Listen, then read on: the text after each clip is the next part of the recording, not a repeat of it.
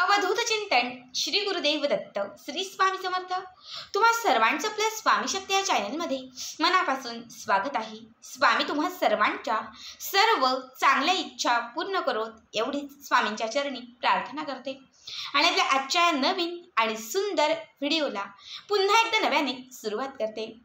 मित्रांनो, बघाच 20 फेब्रुवारी मंगळवार अत्यंत महत्त्वाचा आणि विशेष दिवस, कारण आज आहे या माघ मासातील विशेष महत्त्वाची एकादशी, जिला आपण जया एकादशी किंवा माघ एकादशी असं देखील म्हणतो। खरं तर बघा, संपूर्ण माघ महिना जो आहे हा गोमातेच्या सेवेसाठी, स्नानासाठी, दानासाठी, विशेष पुण्य करण्यासाठी, व्रत, वैकल्य, उपासना ह्यांसारख्या सर्व शुभ गोष्टी करण्यासाठी हा जो महिना आहे तो अत्यंत महत्त्वाचा आणि विशेष मानला जातो। या महिन्यात आलेले जे विशेष मिती आणि विशेष तिथी आहेत हे त्याहूनही जास्त महत्त्वाचे असतात, जसे की चतुर्थी असेल, एकादशी असेल, पौर्णिमा असेल किंवा अमावस्या असेल। ह्या सर्व तिथी ह्या अत्यंत प्रभावी आणि महत्त्वाच्या असतात। त्यातील आज आहे एकादशी। खरं तर आज करावायच्या बऱ्याचशा सेवा, बरेचसे उपाय हे मी तुम्हाला मागच्या काही व्हिडिओमध्ये सांगितलेले आहेत। मात्र आत्ताच्या या व्हिडिओमध्ये मी तुम्हाला आजच्या एकादशीचा एक अत्यंत प्रभावी उपाय सांगणार आहे। बघा, आज तुम्हाला तुळशी मातेला ही एक वस्तू अर्पण करायची आहे।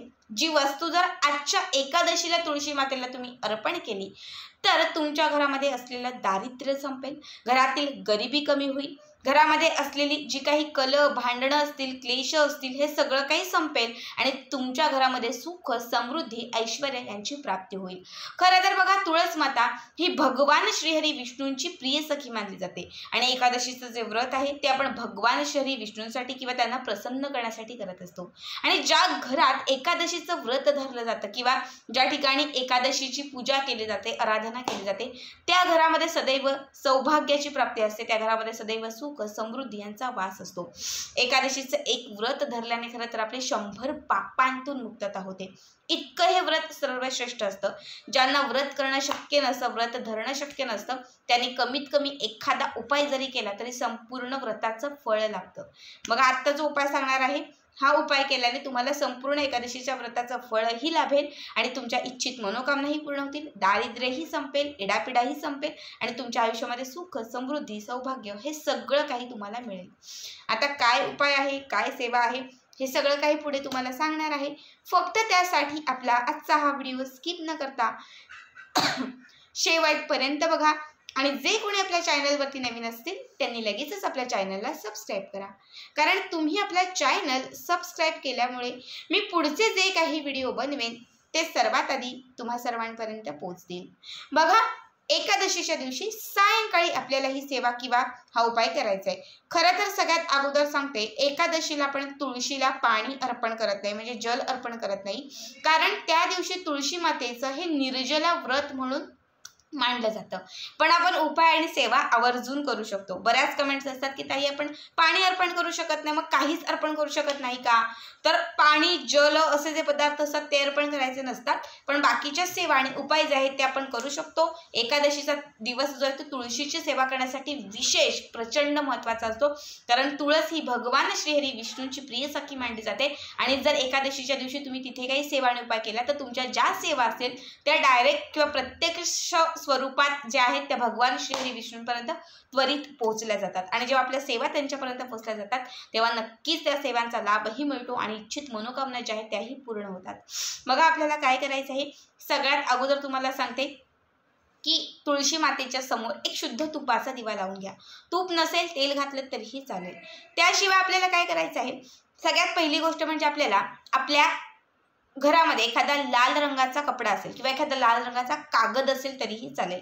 याच्यामध्ये तुम्हाला थोडेसे पांढरे तीळ घ्यायचे आहेत। बघा, माघ महिना जो आहे हा तिळांचे उपाय करण्यासाठी विशेष महत्त्वाचा असतो, तर एकादशीचा जो दिवस आहे तो देखील तिळांचे उपाय करण्यासाठी अत्यंत प्रभावी मानला जातो।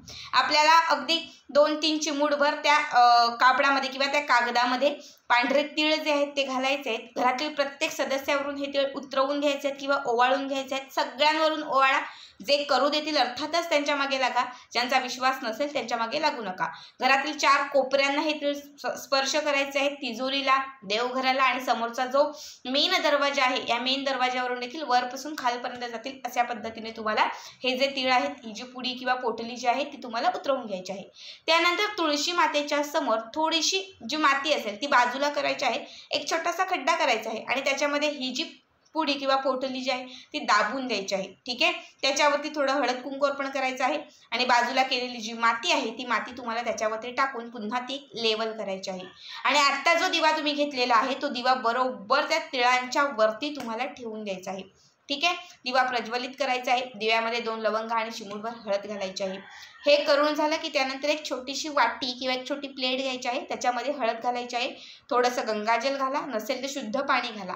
हे मिक्स करून याची एक जाडसर पेस्ट करायची आहे आणि तुळशी मातेच्या खोडाला म्हणजे बुडाला ही हळदीची जी पेस्ट बनवलेली आहे ती तुम्हाला लावून घ्यायची आहे.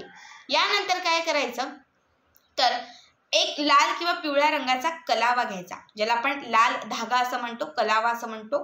लाल नुसता धागा भेटला तरी चालेल किंवा कलावा भेटला तर आवर्जून कलावा घ्या. त्या लाल रंगाच्या धाग्याला किंवा कलाव्याला 7 वेलदोडे अटकवायचे आहेत.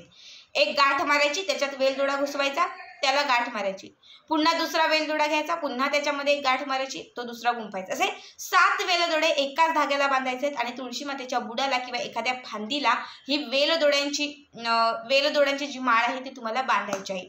हे सर्व करून झालं की त्यानंतर एक उदबत्ती घ्यायची, ती तुळशी मातेला ओवाळायची, बाजूला ती लावून द्यायची. एक वेळा विष्णू सहस्त्रनाम म्हणायचं, एक वेळा गायत्री मंत्र म्हणायचं आणि एक वेळा तुम्हाला विष्णू गायत्री मंत्र म्हणायचं आहे. ठीक आहे, ह्या सेवा करून झाल्या की त्यानंतर दिवा तसाच ठेवा. रात्रभर पेटता राहिला तर उत्तम, 2 ते 3 तास तरी पेटता राहिला पाहिजे याची काळजी घ्यायची आहे. यानंतर तुमची जी काही कामं असतील ती तुम्ही करू शकतात. दुसऱ्या दिवशी म्हणजे उद्याच्या दिवशी जो दिवा ठेवला असतो तो घासण्यासाठी वगैरे घ्या. जे आपण त्या जमिनीत पुरलेले ते तसंच ठेवायचं, ते अजिबात उचलायचं नाही, त्याला काढायचं नाही, काय नाही, ते तसंच राहिलं पाहिजे.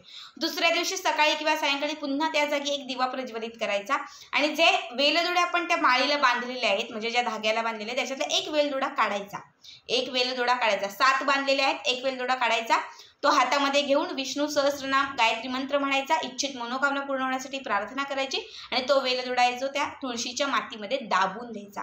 पुन्हा त्याच्या दुसऱ्या दिवशी सेम याच पद्धतीने दिवा लावायचा, वेलदोडा काढायचा, विष्णू सहस्त्रनाम म्हणायचं, गायत्री मंत्र म्हणायचं, पुन्हा इच्छित मनोकामना व्यक्त करून तो वेलदोडा त्या तुळशीच्या मातीत दाबून द्यायचं. असं सलग 7 दिवस करायचं, उद्यापासून 7 दिवस, कारण 7 वेलदोडे आपण बांधलेले आहेत.